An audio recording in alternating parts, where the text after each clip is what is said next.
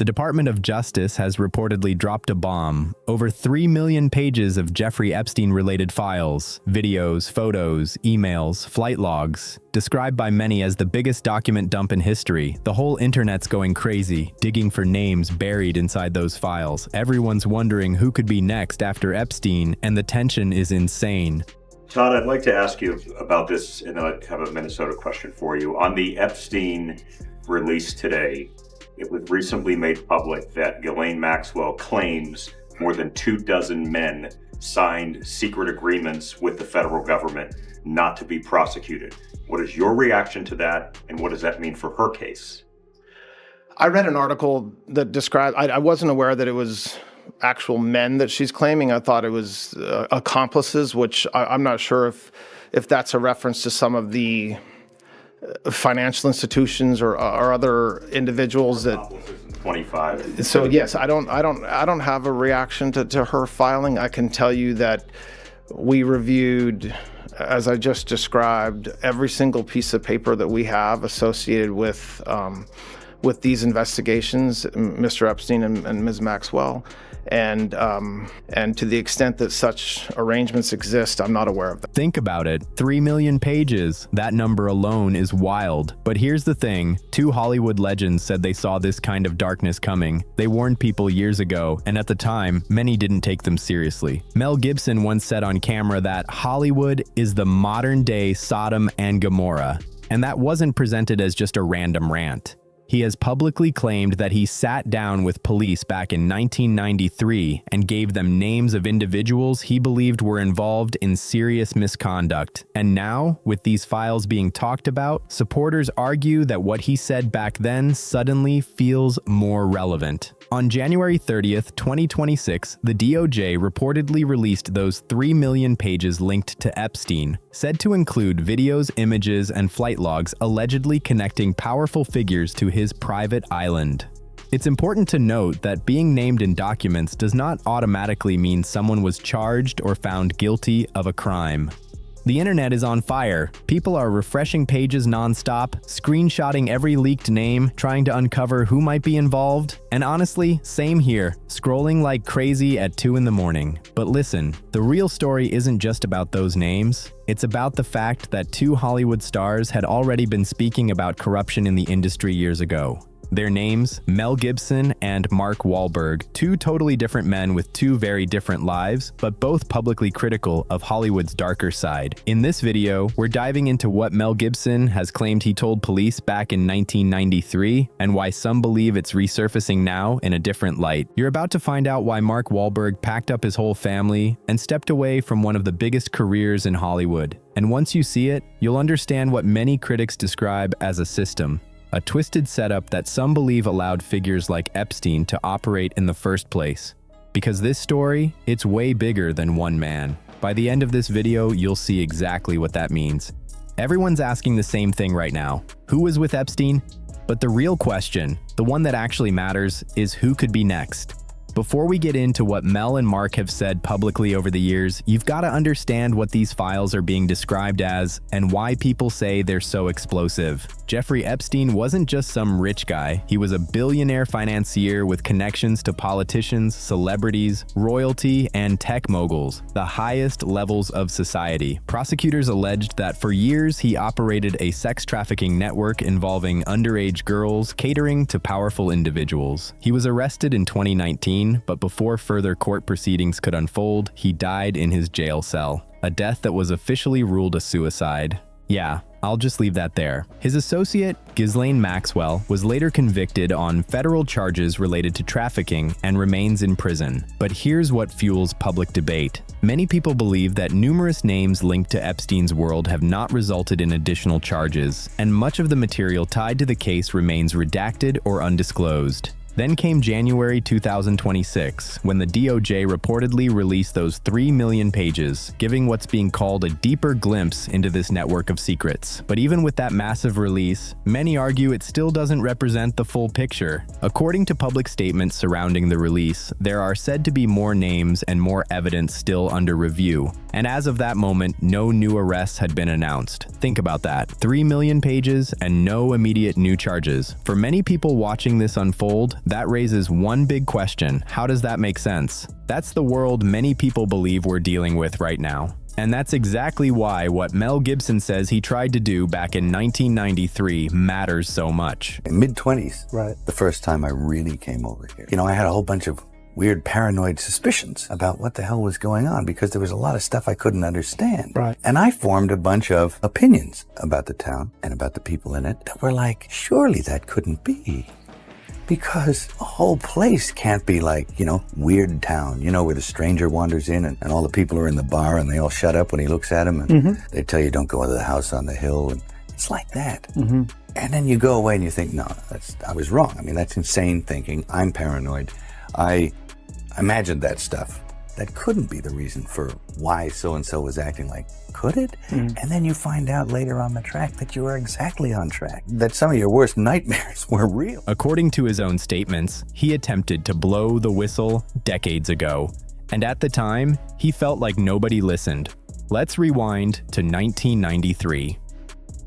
The year the Michael Jackson allegations surfaced, and the media went absolutely wild.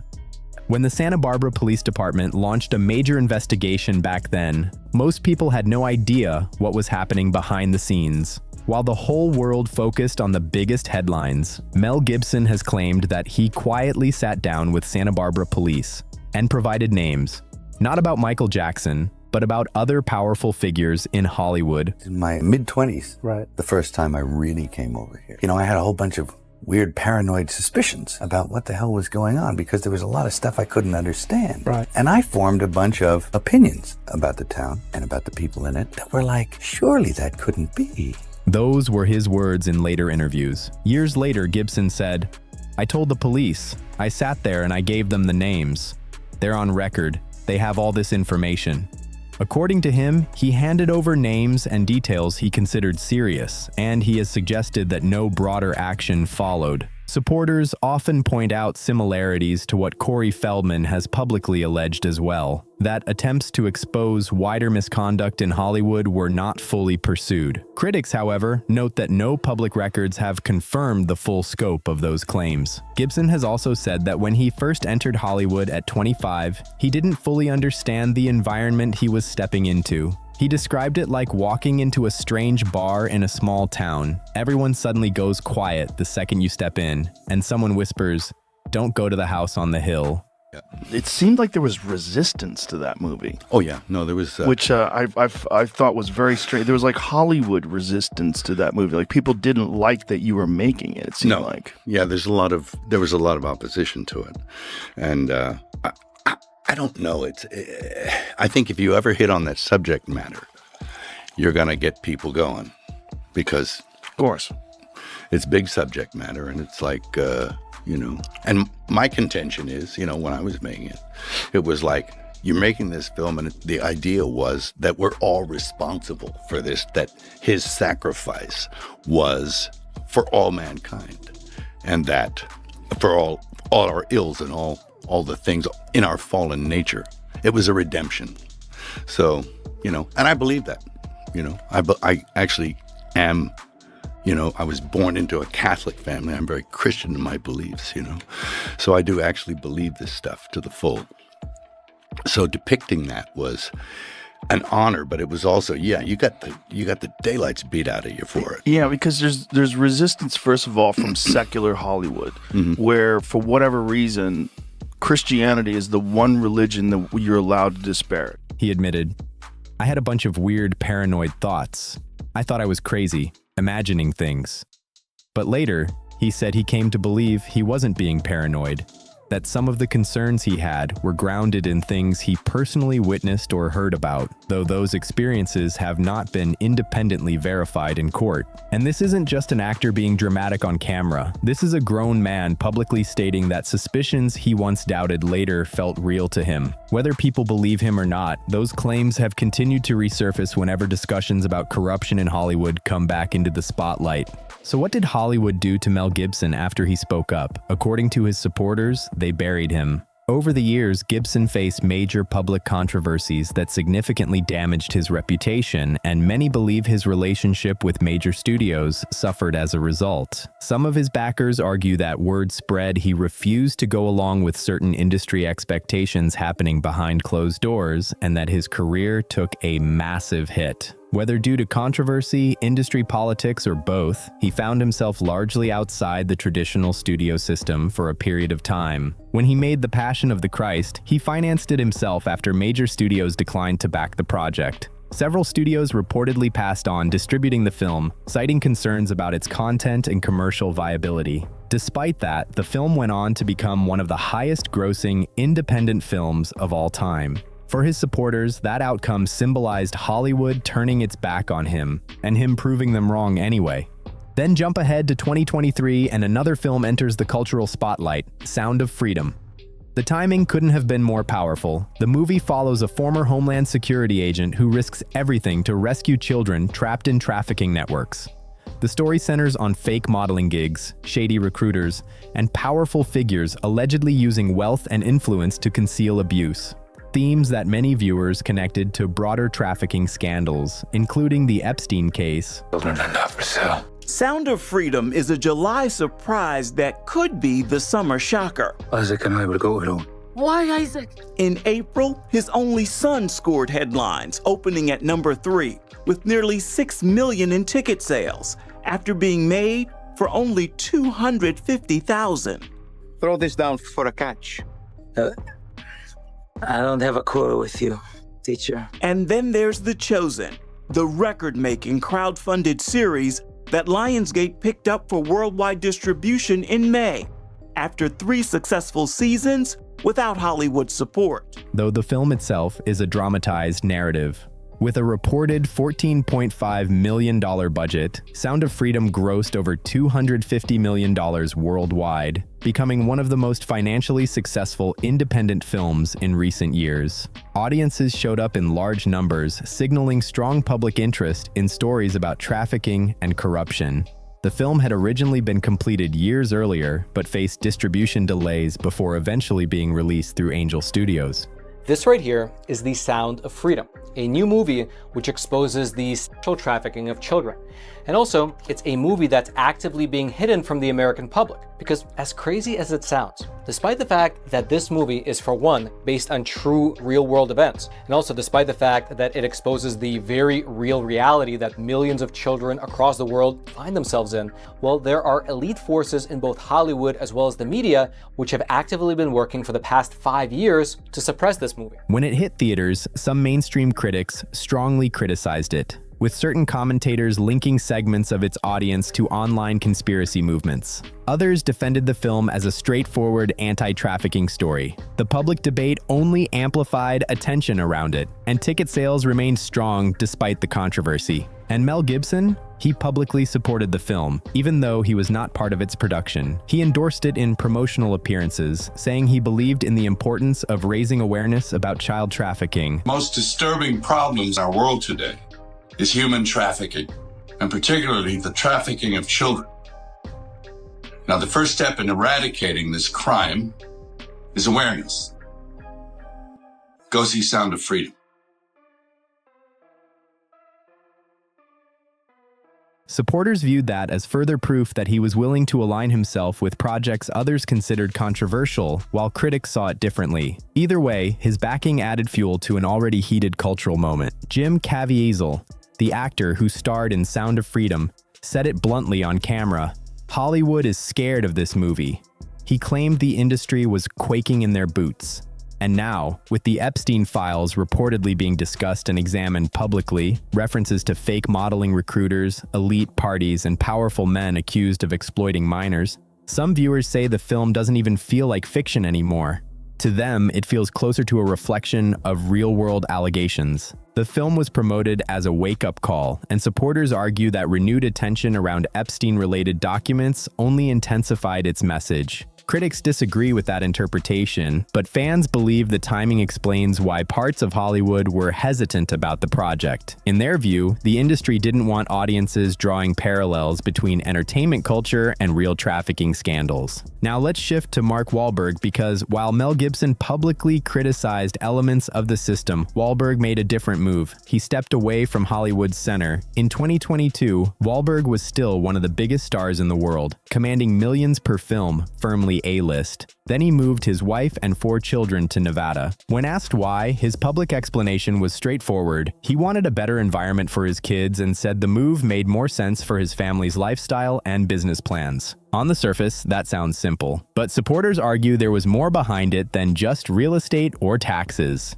Wahlberg is openly religious, a practicing Catholic who has spoken publicly about prayer and attending Mass regularly. For him, faith is central to his daily life. He has also acknowledged that openly expressing strong religious beliefs in Hollywood can sometimes be unpopular. I deny my faith. That's an even bigger sin. You know, it's not popular in my industry, but, you know, I cannot deny my faith. Especially the gifts that have been bestowed upon me and the blessings have been for a reason. It's not to kind of go off and do another 5 Transformers. You know, this was part of the calling, right? It's a blessing, you know, it really is, especially after COVID. I mean, I had a huge disconnect. I hadn't been to church for a year, and I was really kind of lapsing and, you know, struggling with lots of things. I left school at an early age. I quit school at 13.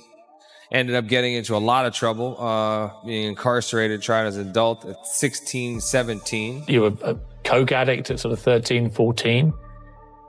You got into gang stuff.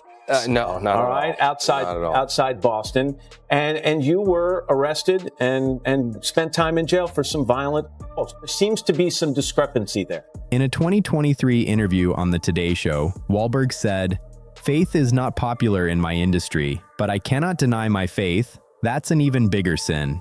That line resonated strongly with his supporters. And like Gibson before him, Wahlberg financially backed a faith-centered film himself. He helped fund Father Stu after studios were hesitant about the project's commercial prospects. While studios often pass on projects for business reasons, his supporters see a pattern. When actors push faith-based or morally driven stories, they sometimes find less institutional backing.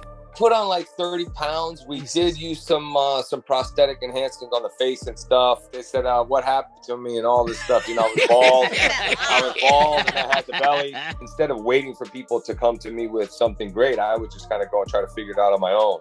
And that's why, you know, even with this now, you know, financing the film, owning the film, you have complete creative control, and I get to kind of showcase my ability. To them, both men hit the same wall. Speak openly about belief, and the industry doesn't always embrace it. Mark Wahlberg said he tried to share his film script with a few people he trusted. He said, "I slipped it to a couple people I thought would get it. They didn't." In his view, Hollywood wasn't interested in that kind of story, at least at the time, but instead of complaining or going on a public rant, Wahlberg chose a different path. He built his own. He packed up, moved to Nevada, expanded his production plans, and started creating content that reflected what he describes as his values. That's a man who looked at Hollywood and, in his own way, decided to step back from the traditional system. And here's the question that hits. When one of the biggest stars in Hollywood decides he doesn't want to raise his kids there, what does that say about how he sees the environment behind those closed doors? This is where things get even bigger, because when people ask, who's next after Epstein? They're not just talking about one person. They're talking about what many describe as a wider system, a culture, and powerful figures who may have known more than they publicly admitted. It's important to note that no blanket accusations have been legally proven against an entire system, but the debate continues. Let's talk about Oprah Winfrey. For decades, she's been one of the most trusted voices in media, but as larger scandals unfolded, some critics began revisiting past associations. Oprah was publicly friendly with Harvey Weinstein for years. They attended events together and were often photographed side by side, as were many public figures at the time. According to actress Katie Noble, who filed a lawsuit against Weinstein, she alleged that Weinstein used Oprah's presence to make her feel more comfortable before he assaulted her. Pro quo. Then I went to Cannes in May 2014 And whilst I was there, Harvey Weinstein approached me in the Majestics, in the lobby. It was quite forceful in the sense of telling me to relax. And I think then I started to get a little bit confused. He took hold of me and pretty much forced me to walk with him to the bathroom, where he stood me in front of the mirror and he stood behind me. And I was like, what are you doing? And he's touching me, rubbing me, and he's like, just relax. And I'm telling him to stop, and he would raise his voice, but at the same time, he kept reassuring me that everything's going to be okay. Those were claims made in court filings against Weinstein, not accusations against Oprah herself. Noble stated Weinstein used Oprah swinging off his arm to build trust. When Weinstein's crimes became public, Oprah distanced herself and publicly condemned his actions. She said, "If we make this just about Harvey Weinstein, we will have lost this moment." Some interpreted that as a call to address broader cultural issues. Others questioned what people around him may or may not have known. There is no verified evidence that Oprah was involved in or aware of Weinstein's criminal conduct. And then there's her school in South Africa, the Oprah Winfrey Leadership Academy for Girls. Back in 2007, a dormitory matron there was charged with assaulting 6 students. A former dormitory matron at Oprah Winfrey's South African Girls' School looked nervous and sullen as her trial got underway. Tiny Virginia Makopo is charged with assaulting and abusing 6 teens and a fellow 23-year-old dorm matron. But the 28-year-old denies the charges. Her plea was that she denies all the allegations against her, and she declined to give any plea explanation. She did not raise any defense. I was, needless to say, devastated and really shaken to my core when I first heard this news. And I spoke to all the girls personally, and I encouraged all of them, any of them who had actually been harmed, to please come forward. Winfrey opened the school last year to fulfill a promise she made to former President Nelson Mandela. The school gives girls from deprived backgrounds a quality education. It also grooms them for leadership positions in a country where schools are struggling to overcome the legacy of white minority rule. Ed Donahue, The Associated Press. The case seriously damaged the Academy's reputation, and Oprah publicly expressed heartbreak, apologized to families, and removed staff involved. Still, many critics ask the uncomfortable question, how did something like that happen under her leadership? There has never been evidence that Oprah herself was involved in or aware of the abuse before it was reported. Because if the people we're told to trust the most are standing next to abusers, or fail to see what's happening, some argue it's fair to ask what else might have been overlooked behind the glamour. Now, let's clear this up. Is Oprah directly connected to Epstein? There is no verified proof of that. Her name has reportedly appeared in publicly released documents in passing references, not as someone accused of crimes. Still, critics point to her past proximity to powerful figures like Weinstein and others who later faced serious allegations, along with the school scandal, and argue that patterns of elite circles deserve scrutiny, even if no criminal involvement has been proven. And remember what happened when Corey Feldman appeared on The View in 2013 and spoke about alleged predators in Hollywood? During that segment, Barbara Walters told him, "You are damaging an entire industry." Some viewers interpreted that as dismissive of his claims, while others argue it reflected concern about broad accusations. The exchange became a moment many people still reference when discussing Hollywood's culture. Now, let's talk about someone you might not expect, Tyler Perry, a hugely successful filmmaker and studio owner in Atlanta and the creator of the Medea franchise. In June 2025, actor Derek Dixon filed a $260 million lawsuit against Perry, accusing him of harassment and unwanted advances. Those allegations were made in civil court filings. Perry's attorney publicly denied the claims, calling them false and describing the lawsuit as a money-driven attempt. It's important to state clearly that Tyler Perry has no verified connection to Epstein or his network. The lawsuit is separate and unrelated to that case. What drew attention was a quote attributed to Dixon, where he said he convinced himself certain behavior was part of the industry before deciding to speak out. That phrase, part of the industry, is what some commentators focus on when discussing broader cultural issues in entertainment. Actor and filmmaker Tyler Perry sued for $260 million over sexual harassment allegations. The complaint filed in Los Angeles accuses Perry of creating a, quote, coercive, sexually exploitative. Weinstein was convicted. Diddy has faced multiple allegations, which he has denied. Epstein was convicted and later died in custody. Perry is contesting allegations in court. These cases are legally distinct, but critics argue they reflect recurring accusations of misconduct involving powerful figures.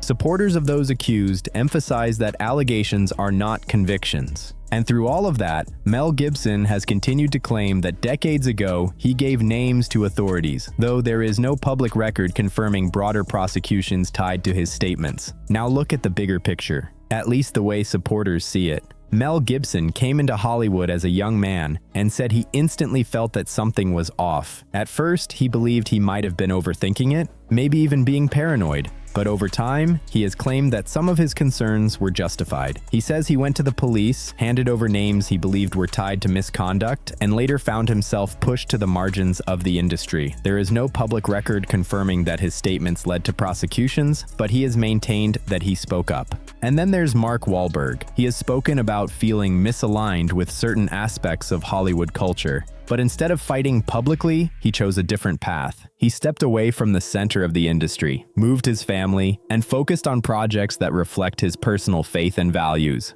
Two men, two paths, but supporters argue the message is similar.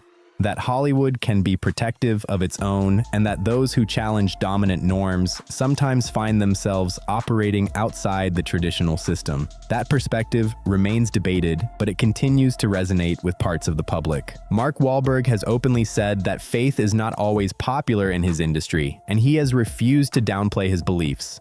Both he and Mel Gibson backed films that major studios were hesitant to finance. Some see that as evidence of ideological tension, others see it as normal business decision-making in a competitive market. Now, with what's being described as millions of pages of government documents tied to Epstein circulating publicly, supporters of Gibson argue that his past warnings deserve another look. Critics counter that broad conclusions shouldn't be drawn without direct evidence tying individuals to crimes. It's also true that Epstein was convicted, Weinstein was convicted, and Diddy has faced multiple allegations that he denies.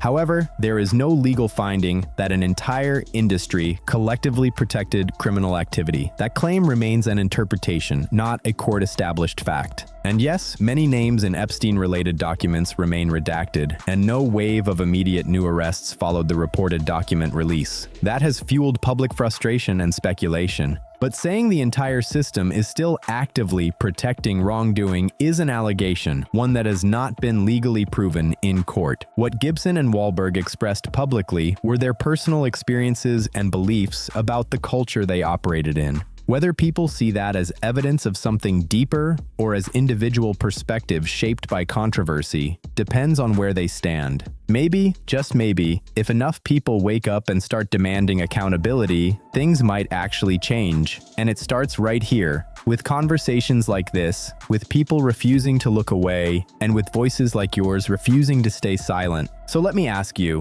do you think Mel Gibson and Mark Wahlberg were right about Hollywood all along? Do you believe these Epstein files will finally lead to real justice? Or will those powerful names stay buried forever, hidden behind redactions and silence? Drop your thoughts in the comments. We read every single one because your voice matters. And if you want to go even deeper, tap the next video right here, because what's buried inside those files goes even further than anything we've covered today. Stay curious, keep asking questions, and don't ever let them tell you to look away.